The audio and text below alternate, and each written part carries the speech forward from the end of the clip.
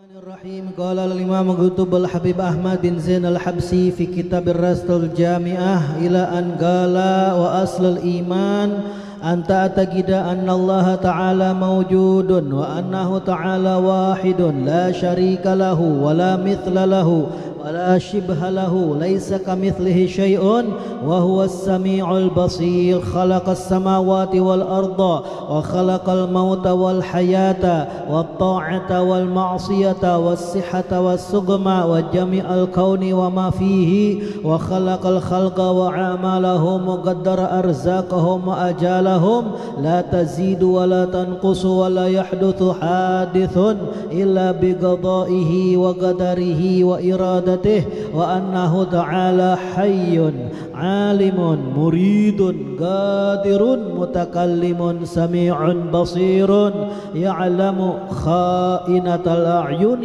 وما تخفي الصدور ويعلم السر وأخفى خالق كل شيء وهو الواحد القهار.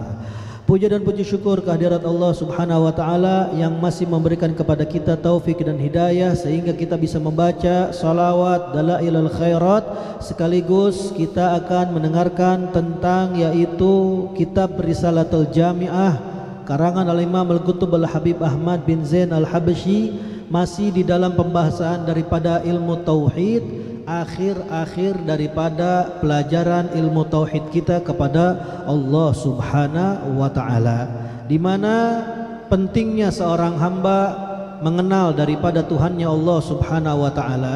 Karena dengan hadirnya kita pada malam hari ini mempelajari tentang perihal Tuhan kita Allah Subhanahu wa taala, maka insya Allah ini tanda bahwasannya Allah Subhanahu wa ta'ala tidak akan pernah mengazab kita di dunia dan akhirat. Amin ya rabbal alamin. Kenapa bisa begitu?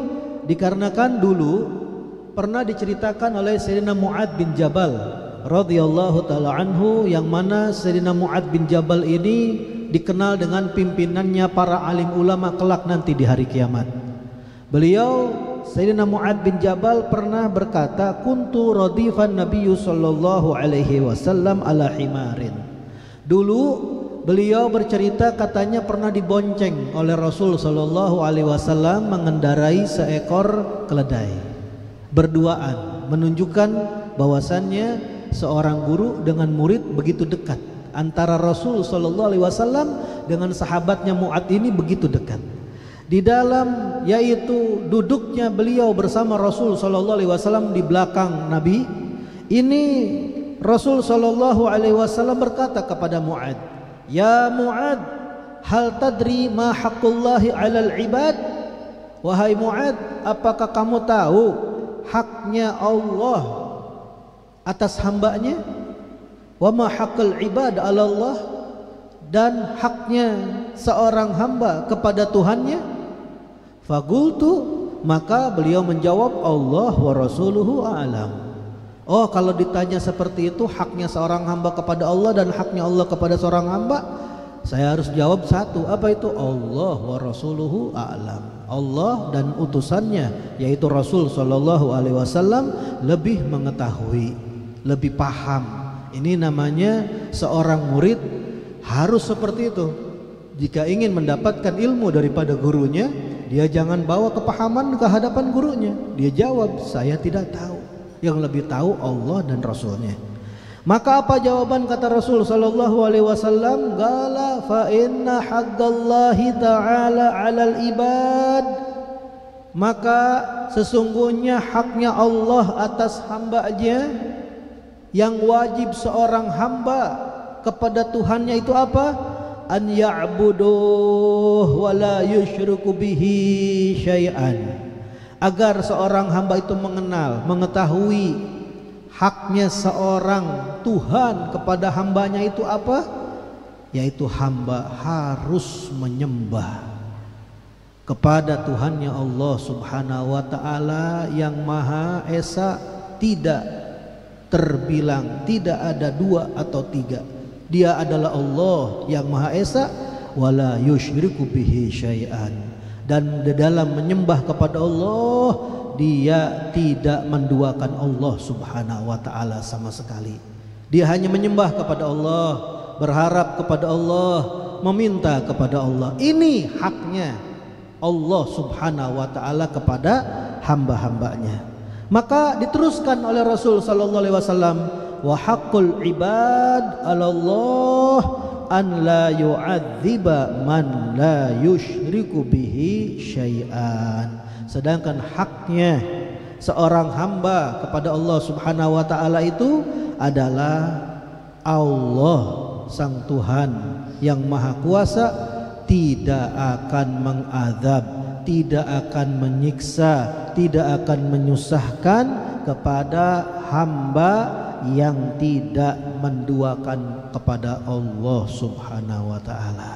Ini Allah sudah berjanji bahwasannya tidak akan mengazab kepada seorang yang tidak musyrik kepada Allah Subhanahu wa taala. Maka pada malam hari ini Al Habib Ahmad bin Zain Al Habsyi akan bercerita kepada kita bagaimana keagungan Tuhan kita Allah Subhanahu wa taala yang dikatakan di dalam Al-Qur'an, ya'lamu kha'inatal a'yun. Allah itu Maha mengetahui segala tipu daya penglihatan mata. Wa ma tukhfis sudur, dan apa yang disembunyikan dalam sanubari hati. Wa ya'lamus sirra wa akhfa, dan Allah mengetahui segala macam rahasia bahkan lebih daripada itu. Di dalam hati kita belum diucapkan, belum dilakukan, Allah Subhanahu wa taala mengetahuinya. Mau ditutupin, mau dibuka, Allah Subhanahu wa taala mengetahuinya. Sehingga jelas Al-Imam Ghazali di dalam Ihya bercerita bagaimana perihal ketika turun firman Allah Subhanahu wa taala, lillahi ma fis samawati wa ma fil ard wa in tubdu ma fi anfusikum aw tukhfu yuhasibkum bihillah. Apa saja yang kau tampakkan di dalam hatimu atau kalian tutupi, pasti Allah Subhanahu wa taala akan menghisab daripada yaitu gerakan yang ada di dalam hati yang kau tutupi atau kau tampakkan. Maka ketika turun firman Allah Subhanahu wa taala tersebut, para sahabat mengadu kepada Rasul sallallahu alaihi wasallam, ya Rasulullah, kullifna ma la nutiq. Kita dipaksa dengan sesuatu yang kita tidak mampu. Maka ditanya oleh Rasul sallallahu alaihi wasallam, ataqulu kama qalat Banu Israil sami'na wa asaina? Apakah kalian akan berkata seperti kaum Bani Israel yang diturunkan perintah oleh Allah Subhanahu wa taala, kemudian mereka berkata, kami dengar perintah Allah wa asaina, dan kami langgar perintah Allah? Enggak. Walakin qulu, akan tetapi katakan, kata Rasul sallallahu alaihi wasallam, sami'na wa ata'na. Kita dengar perintah Allah dan kita akan taati perintah Allah Subhanahu wa taala. Ghufranaka wa ilaikal masir. Ampunanmu ya Allah, ampuni kami dan kepadamulah tempat kita kembali. Maka ketika itu ucapan yang diucapkan oleh Rasul sallallahu alaihi wasallam diajarkan kepada para sahabat berkata seperti ucapan yang diucapkan oleh Rasulullah, maka turunlah firman Allah Subhanahu wa taala yang mana ini diberikan oleh Allah Subhanahu wa taala kepada Rasulullah di waktu Isra wal Mi'raj, yaitu al-pusaka, yaitu kanzun tahtal arsh, yaitu pusaka yang ada di arsy singgasananya Allah Subhanahu wa taala. Lam yu'ta ahadun min anbiya, yang mana belum pernah diberikan kepada seorang pun daripada para nabi-nabi, yaitu apa? Fatihatul Kitab Tsabul Mathani. Yang pertama adalah suratul Fatihah, 7 ayat yang diulang-ulang.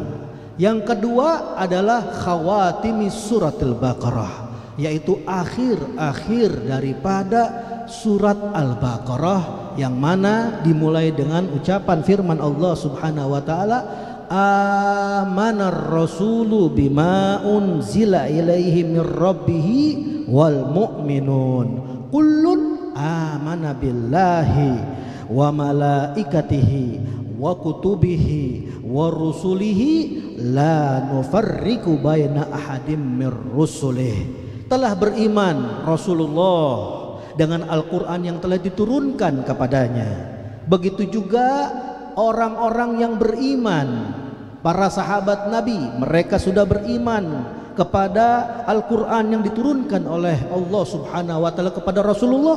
Kullun, semuanya amana billah, beriman kepada Allah, wa malaikatih, dan beriman kepada para malaikat Allah, wa kutubih, dan kitab-kitab yang diturunkan oleh Allah Subhanahu wa Ta'ala, wa rusulih, dan semua rasul-rasul yang telah diutus oleh Allah Subhanahu wa Ta'ala. Dan mereka ini la nufarriqu baina ahadin min rusulih, kita tidak membeda-bedakan kepada seorang pun di antara para utusan-utusan Allah. Sebagaimana orang-orang Yahudi dulu tidak beriman kepada Nabi Allah Isa, begitu juga orang-orang Nasrani tidak mau beriman kepada Nabi Muhammad. Akan tetapi kita umat Islam, umatnya Nabi SAW, beriman kepada seluruh para rasul-rasul yang diutus oleh Allah Subhanahu wa Ta'ala. Dan ini ucapannya diabadikan di dalam Al-Quran. Wa qalu sami'na wa ata'na ghufranaka rabbana wa ilaikal masir. Allah abadikan di Al-Quran bagaimana tauhidnya Rasulullah, tauhidnya para sahabat Rasulullah, yang mana mereka menerima perintah dan mereka langsung taat.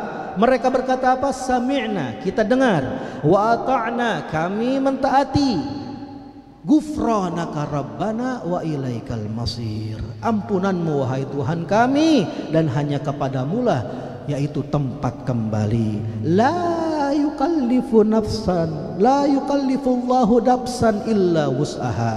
Allah berjanji tidak akan yaitu membebani kepada seorang pun kecuali sesuai dengan kemampuannya. Tidak mungkin Allah Subhanahu wa Ta'ala akan membebani kepada seorang hamba kecuali hamba tersebut pasti bisa memikul beban itu. Laha ma kasabat, dan dari berbagai macam perbuatan hamba yang dia kerjakan berupa kebajikan, laha ma kasabat, dia akan mendapatkan balasannya dari Allah Subhanahu wa Ta'ala. Wa 'alaiha maktasabat, dan kerjaan yang tidak baik pasti akan mendapatkan balasannya kepada hamba tersebut. Rabbana la tu'akhidna in nasina aw akhtana. Maka Allah mengajarkan doa kepada para hamba-hambanya agar meminta, wahai Tuhan kami, jangan kau siksa kami apabila kami lupa, karena namanya manusia tempatnya lupa. Aw akhtana, atau kami gak sengaja berbuat salah ya Allah. Rabbana wala tuhammilna wala tahmil alaina isran kama hamaltahu alal ladzina min qablina. Wahai Allah, jangan bebankan kepada kami satu beban yang mana dulu orang-orang sebelum kami memikul beban tersebut. Beban yang sangat berat. Zaman dahulu, di zaman kaum Bani Israel, mereka ini mendapatkan yaitu aturan dari Allah yang begitu berat, yang mana umat-umat Nabi SAW tidak akan pernah bisa sanggup memikulnya. Mereka orang-orang dulu memikul hal tersebut. Kita minta jangan sampai kita mendapatkan syariat yang sulit seperti orang-orang zaman Bani Israel, di mana mereka apabila berbuat dosa, maka kalau pengen diampuni dosanya, apa? Uqtulu anfusakum dzalikum azka inda rabbikum fataba alaikum. Kalau pengen tobat, orang zaman dulu harus bunuh dirinya. Kalau udah bunuh dirinya, berarti itu taubatnya diterima di sisi Allah. Bahkan orang terdahulu apabila mereka melaksanakan daripada perjalanan, kalau belum menemukan tempat untuk ibadah, tidak bisa melaksanakan sholat. Sampai kapan? Sampai ketemu tempat ibadah, baru dikodok berapa kali sholat yang ditinggalkan di dalam perjalanan tersebut. Orang zaman dahulu apabila mendapatkan daripada pakaiannya najis, terkena yaitu najis, pakaian yang bukan najis, maka apa yang dilakukan? Dicuci? Enggak. tapi harus dipotong. Kalau itu yang terkena pakaiannya. Gimana kalau kena badannya? Badannya harus dipotong. Ini syariat zaman terdahulu. Maka kita minta kepada Allah Subhanahu wa taala, Rabbana wala tuhammilna ma la taqata lana bih. Ya Allah, jangan kau bebankan kepada kami satu beban yang mana kami tidak mampu untuk memikulnya. Wa'fu anna, maafkan kami ya Allah. Waghfir lana, ampuni kami ya Allah. Warhamna, sayangi kami ya Allah. Anta maulana, engkau pelindung kami. Fansurna alal qaumil kafirin, tolong kami atas kaum orang-orang yang kafir. Inilah Allah Subhanahu wa ta'ala yang mana maha mengetahui daripada hal-hal yang samar. Bahkan alim ulama menyebutkan bahwasannya yasma'u dabiban namlatis sauda. Allah itu sangat mengetahui, bahkan bisa mendengar, bukan cuman hati, gerakan getaran hati manusia, tapi Allah bisa mendengar derap suara semut yang hitam ala sakhratil malsa, yang berjalan di atas batu yang licin yang berwarna hitam.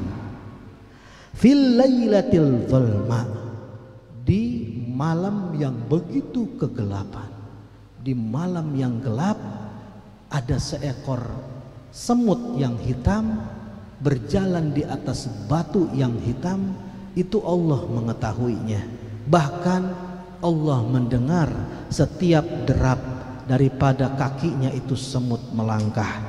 Kenapa? Karena kata Habib Ahmad bin Zain Al-Habsyi, khaliqu kulli syai'in wa huwal wahidul qahhar. Karena dia Allah Subhanahu wa ta'ala sang pencipta segala sesuatu. Segala sesuatu yang ada di alam semesta Allah yang menciptakannya, sehingga Allah yang memberikan rezeki, Allah yang mengatur segala macam urusan, Allah yang menganugerahkan, Allah yang mencegah, Allah yang menghidupkan, Allah yang mematikan, Allah yang mengadakan, Allah yang mengtiadakan, Allah yang memberi, Allah yang mengharamkan. Wa huwal wahidul qahhar. Dialah Allah yang Maha Esa, Tunggal, Al-Qahhar, Maha berkuasa. Sehingga kita jangan ragu dengan yang namanya kita punya Tuhan Allah Subhanahu wa ta'ala. Dia segala pencipta, yaitu daripada segala sesuatu ciptaannya dia Allah Subhanahu wa ta'ala Al-Wahid, satu-satunya Tuhan kita, tiada ada duanya. Al-Qahhar, yang maha berkuasa, maha mengatur di dalam kekuasaannya, sehingga apa saja yang dikerjakan dan diperbuat ditentukan oleh Allah, kita sebagai hamba hanya bisa menerima, beriman dengan yaitu hati kita kepada Allah Subhanahu wa ta'ala. Sehingga di dalam Al-Quran disebutkan la yus'alu amma yaf'alu wa hum yus'alun. Tidak berhak seorang hamba bertanya kepada Allah Subhanahu wa ta'ala apa perbuatan Allah, kenapa Allah berbuat begini, kenapa Allah berbuat begitu. Justru umat manusia nanti akan ditanya oleh Allah Subhanahu wa ta'ala, dihisab. Oleh karena itu, dulu pernah terjadi satu kejadian yang sangat luar biasa terjadi kepada umat kaum Bani Israel, yang mana mereka ini adalah terkenal dengan orang-orang yang cerdas, orang-orang yang pintar, sehingga apapun yang terjadi harus masuk logika mereka. Sehingga yang jadi pertanyaan itu adalah terjadi kepada nabi mereka, rasul mereka, Nabi Allah Musa alaihissalam.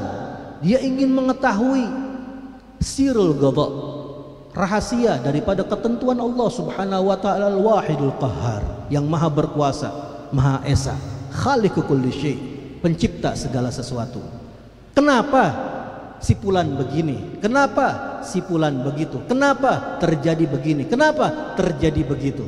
Ini Nabi Musa sampai kepahamannya kepada itu, dan dia ingin tanya langsung karena beliau adalah kalimullah, orang yang bisa bercakap-cakap langsung dengan Allah Subhanahu wa ta'ala. Dia bertanya kepada Allah, ya Rabbi arini sirul ghadab, wahai Tuhanku, perlihatkan kepadaku rahasia ketentuanmu yang ada di alam semesta. Maka apa jawaban Allah Subhanahu wa ta'ala ketika mendengar nabinya, rasulnya berbicara seperti ini? Kata Allah Subhanahu wa ta'ala, kau tidak akan pernah bisa sanggup memahaminya. Tapi dia memaksa Nabi Musa, ya Allah, perlihatkan kepadamu rahasia daripada ketentuanmu ya Allah. Akhirnya Nabi Allah Musa diperintahkan oleh Allah Subhanahu wa ta'ala untuk berangkat ke tepi daripada pantai. Di tepi pantai kata Allah Subhanahu wa ta'ala, wahai Musa, sekarang kau lihat, perhatikan, dan jangan berkata apalagi berbuat. Kau akan melihat daripada ketentuanku. Maka Nabi Musa menunggu, melihat. Di sana di pinggir daripada pantai ada seseorang yang sedang mancing. Di sebelahnya ada orang yang sedang mandi. Ketika orang itu pengen mandi, dia lepaskan pakaiannya. Dia lepaskan kantong dompet duitnya, lalu dia mandi. Setelah itu Nabi Musa melihat ada orang yang datang melewati tempat tersebut. Dia lihat ada orang mancing, di sebelahnya ada orang mandi, dan ditinggalkan pakaian serta dompet duitnya. Akhirnya ini orang yang lewat tadi mengambil dompet duit daripada orang yang mandi tersebut, dan dia langsung lari. Maka ini orang yang mandi ketika selesai daripada mandinya, dia keluar, dia pakai bajunya, tapi dia tidak mendapatkan dompet isi duit dia. Dia cari kemana-mana nggak ada, dan ternyata di dekat itu ada orang yang sedang mancing. Enggak lama didatengin orang yang mancing tersebut, langsung dituduh, engkau telah mencuri duitku. Mana duit saya, katanya. Ditanya oleh seperti itu, ini orang yang mancing bingung. Saya nggak tahu, saya di sini cuman mancing saja.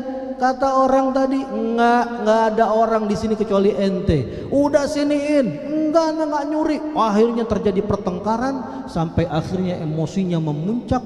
Itu orang yang mancing dibunuh akhirnya oleh orang yang mandi tadi. Setelah itu dia berjalan meninggalkan mayat tersebut.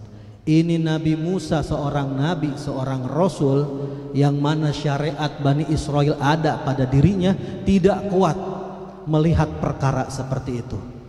Dia balik bertanya kepada, ya Allah, kenapa bisa terjadi seperti ini? Ini tidak adil. Kasihan orang yang mancing, dia dituduh mencuri, bahkan dibunuh, padahal yang nyuri bukan dia. Ini orang yang mandi, kenapa berani sampai membunuh seperti itu? Ini ketentuan apa seperti ini Allah? Maka jawab Allah Subhanahu wa ta'ala, kau kan ingin tahu sirul qadha, wahai Musa. Wahai Musa, kau kan tanya tadi, pengen tahu rahasia ketentuanku Allah Subhanahu wa ta'ala. Maka Nabi Musa diam. Dia baru sadar, oh iya ya Allah, coba jelaskan kepada aku, kenapa bisa terjadi seperti ini. Maka jawaban Allah Subhanahu wa ta'ala ini ada jawaban yang sangat unik, yang menjawab semua teka-teki yang ada di alam semesta. Kata Allah Subhanahu wa ta'ala, wahai Musa, apakah kau tahu bahwasannya orang yang mencuri duit daripada dompetnya orang yang mandi itu, ternyata dulu kakeknya pernah dicuri duitnya oleh kakek orang yang mandi tersebut. Yang mandi itu cucu seorang kakek yang pernah mencuri duitnya kakek orang yang mencuri duit orang yang mandi. Nabi Musa bingung. Berarti ini berulang, wahai Allah. Iya, sebagaimana dulu kakeknya pernah mencuri, maka sekarang cucunya harus merasakan dicuri oleh cucunya orang kakek yang mencuri. Kalau yang itu bagaimana ya Allah? Kenapa ini orang yang mancing tadi sampai dibunuh oleh orang tersebut yang mandi? Dikarenakan kakeknya orang yang mancing tersebut dulu pernah membunuh daripada kakeknya orang yang mandi, sehingga cucunya orang yang mandi ini yang kakeknya dibunuh membunuh kepada cucunya daripada kakeknya yang dulu pernah membunuh kakeknya orang yang mandi tersebut. Inilah tanda bahwasannya benar hadis Nabi sallallahu alaihi wasallam yang berbunyi al birru la yubla, yang namanya kebaikan tidak akan pernah usang. Mau kalian berbuat apapun yang namanya kebaikan, pasti nggak ada expirednya, nggak ada basinya, nggak ada usangnya. Mau bertahun-tahun dulu dikerjakan, pasti kebaikan tersebut nggak pernah ada habisnya. Man amila amalan salihan falinafsih. Dan juga sebaliknya, wal ithmu la yunsa, kata Nabi. Sebagaimana kebaikan tidak pernah usang, begitu juga dosa yang tidak akan pernah dilupakan. Dan ditambahkan kata Nabi, wadayyan la yamut. Allah zat yang maha membalas itu selalu hidup, tidak akan pernah mati. Allah selama-lamanya hidup dan dia maha membalas perbuatan kebaikan yang dilakukan oleh hambanya, begitu juga sebaliknya perbuatan dosa yang tidak akan pernah dilupakan. I'mal ma syi'ta, apabila kau sudah tahu seperti itu kata Nabi SAW, berbuatlah terserah apa yang kamu suka. I'mal ma syi'ta, perbuatlah perbuatan yang apa saja kamu inginkan. Kenapa? Kama tadinu tudanu, sebagaimana kamu berbuat kau akan dibalas, kata Nabi Muhammad sallallahu alaihi wasallam. Semoga kita di akhir ilmu tauhid ini Al-Habib Ahmad bin Zain Al-Habsyi menjelaskan kepada kita tentang keagungan Allah Subhanahu wa taala. Insyaallah kita mendapatkan daripada keberkahan Risalatul Jamiah yang insyaallah pada minggu depan masuk pembahasan tentang perihal junjungan kita baginda Nabi Muhammad sallallahu alaihi wasallam. Rabbi fanfa'na bi barakatihim wa hdinal husna bi hurmatihim wa amitna fi tariqatihim wal mu'afatin minal fitan.